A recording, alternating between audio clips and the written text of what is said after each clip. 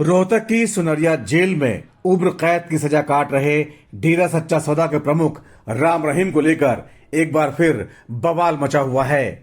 फिलहाल राम रहीम पैरोल पर जेल से बाहर हैं, लेकिन जब भी राम रहीम को पैरोल पर छोड़ा जाता है तो सोशल मीडिया पर सवाल उठाने लगते हैं लोग। इससे पहले राम रहीम को 8 बार पैरोल पर छोड़ा जा चुका है। एसजीपीसी हर बार बाबा राम रहीम के खिलाफ कोर्ट का रुख कर लेता है। राम रहीम को इस बार 50 दिनों की पैरोल मिली थी।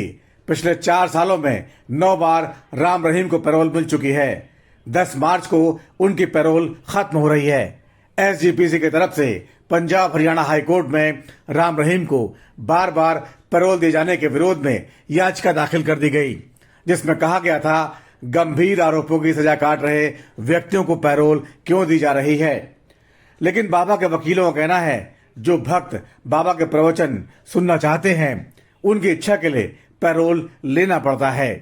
पंजाब हरियाणा राजस्थान यूपी सहित कई राज्यों में बाबा के लाखों भक्त हैं। बाबा के भक्त ये नहीं मानते कि उन्होंने कोई अपराध किया है, बल्कि उनका मानना है साजिश के तहत बाबा को फंसाया गया है और समय आने पर इंसाफ हो जाएगा।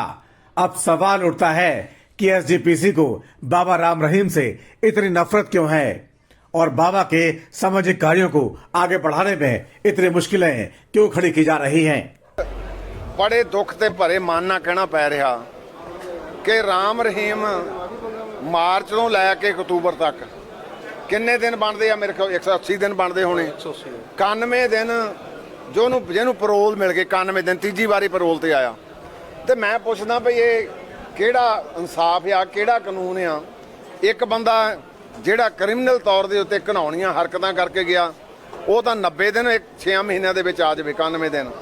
ਤੇ ਜਿਹੜੇ ਸਾਡੇ ਲੰਬੇ ਅਰਸੇ ਦੇ ਬੈਠੇ ਆ ਵੀਰ, ਉਹਨਾਂ ਦੀ ਬਾਰ ਨੂੰ ਕਾਨੂੰਨ ਜਿਹੜਾ ਆ ਉਹ ਦੋਹਰਾ। सबसे पहले जान लेते हैं बाबा से जुड़े विवाद और उसका एसजीपीसी कनेक्शन।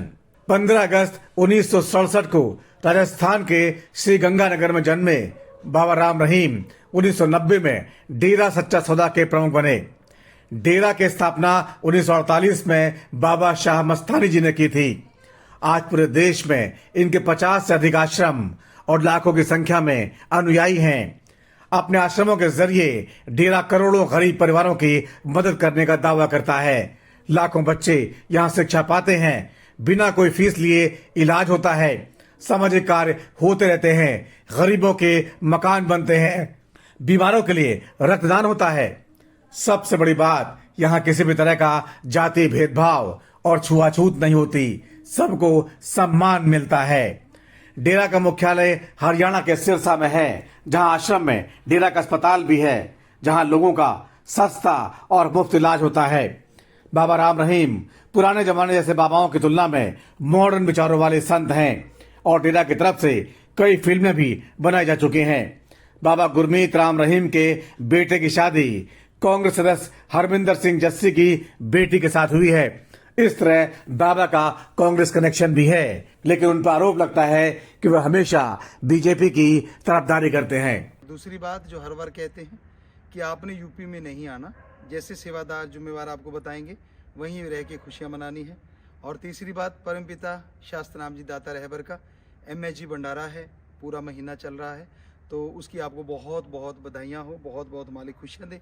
और चौथी बात ये है कि राम जी का भी पर्व मनाया जा रहा है, तो आप सब भी उस पर्व में शामिल हुए, क्योंकि हम सारे उस राम जी की संतान हैं। तो उस पर्व को एक दीपावली की तरह मनाया जाए, जैसे कि सारे मना रहे हैं। जैसे जैसे बाबा की चर्चा पूरे देश में होने लगी और उनके अनुयायी बढ़ने लगे, तो कई विरोधी भी खड़े हो गए। राम रहीम से जुड़ा पहला चर्चित विवाद 1998 में सामने आया। तब गांव बेगू में एक बच्चा डेरा की जीप के नीचे आ गया। यह खबर वहां के समाचार पत्र में छापी गई। डेरा के लोगों ने अखबार के ऑफिस में जमकर हंगामा किया। बाद में डेरा की ओर से माफी मांगकर बड़ा दिल दिखाया गया। 2002 में एक बड़ा मामला सामने आया। एक कथित साध्वी ने उस समय के प्रधानमंत्री अटल बिहारी वाजपेयी और पंजाब और हरियाणा हाईकोर्ट के चीफ जस्टिस को चिट्ठी लिखी। चिट्ठी में गुरमीत राम रहीम पर यौन शोषण का आरोप लगाया गया। इस मामले की जांच सीबीआई को सौंप दी गई। उसी साल राम रहीम पर एक स्थानीय पत्रकार रामचंद्र छत्रपति, जो डेरा सच्चा सौदा पर खबरें लिख रहे थे, और डेरा के ही प्रबंधक रणजीत सिंह की हत्या का आरोप लगा।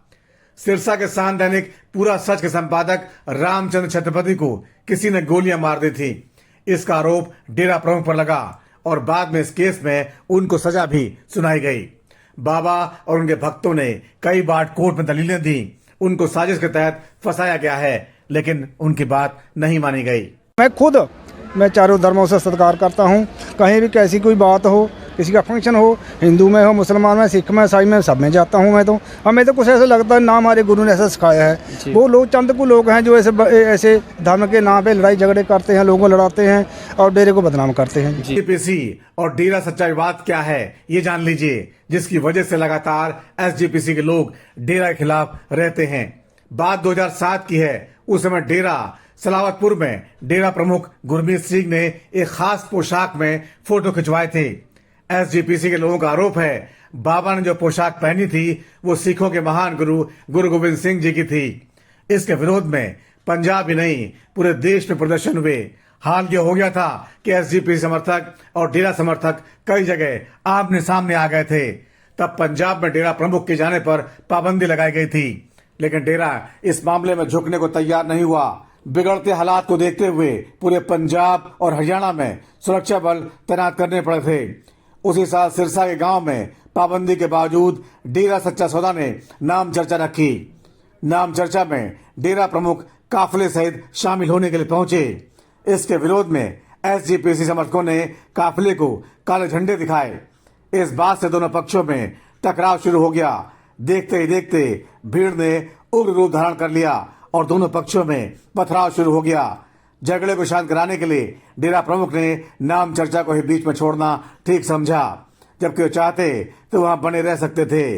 इसके बाद गांव मल्लेवाला में नाम चर्चा से विवाद भड़का। बताते हैं किसी ने वहां अपनी बंदूक से फायर कर दिया, जिसमें 3 पुलिसकर्मियों सहित 8 सिख घायल हो गए थे। माहौल फिर से तनावपूर्ण हो गया। उसके बाद सिखों ने डेरा प्रेमियों पर लगाम कसने को लेकर जगह जगह प्रदर्शन किए। पंजाब के उस समय के उप मुख्यमंत्री सुखबीर बादल ने घायलों का हालचाल जाना और हरियाणा सरकार से सिखों की सुरक्षा के प्रबंध करने की मांग की। जैसे जैसे बाबा के भक्तों की संख्या पंजाब और हरियाणा में बढ़ने लगी, एसजीपीसी और कई दूसरे सिख संगठनों को दिक्कत होने लगी। एक दौर ऐसा भी आया कि बाबा के इशारे पर राजनेताओं की किस्मत तय होने लगी। डेरा की ओर से चुनाव में जिस पार्टी को समर्थन का इशारा होता, हरियाणा में उसकी सरकार बन जाया करती। पंजाब और राजस्थान में भी कई सीटों पर बाबा के इशारे पर सांसद विधायक बनते रहे हैं। यही कारण है नेता लोग खुद बाबा को पैरोल से छुड़वाकर अपना समर्थन करवाने के लिए लाते हैं और आरोप बाबा पर लगा दिए जाते हैं। सिख संगठनों को बाबा की ताकत से चिढ़ है। डेरा मुखी राम रहीम को दी जा रही पैरोल को एसजीपीसी ने कई बार हाईकोर्ट में चुनौती दी है। एसजीपीसी का कहना है डेरा मुखी राम रहीम के खिलाफ कई संगीन मामले दर्ज हैं और इनमें उन्हें दोषी करार दिया जा चुका है। इसके बावजूद हरियाणा सरकार डेरा मुखी को पैरोल पर पैरोल दे रही है, जो पूरी तरह से गलत है। लिहाजा डेरा मुखी को दी गई पैरोल को रद्द किया जाए। इस बार हाईकोर्ट ने हरियाणा सरकार को फटकार लगाते हुए कहा था वो इस मामले में जवाब देने से क्यों बच रही है। कार्यवाहक चीफ जस्टिस ऋतु बहारी की बेंच ने हरियाणा सरकार से पूछा था, जिस तरह समय समय पर डेरा मुखी को पैरोल का लाभ दिया जा रहा है, उसी तरह दूसरे कैदियों को ये लाभ क्यों नहीं दिया जा रहा।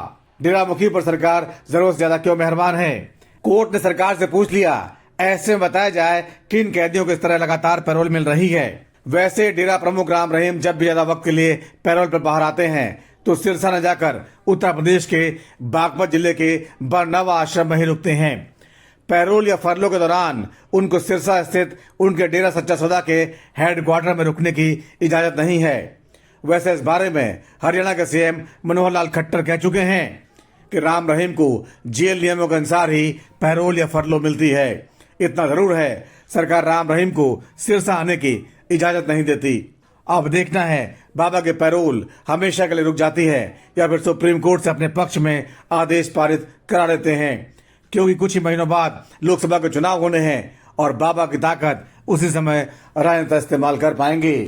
तो चुनाव से जुड़ा बाबा राम रहीम का ये वाद कितना आगे जाता है, अब ये देखने वाली बात होगी।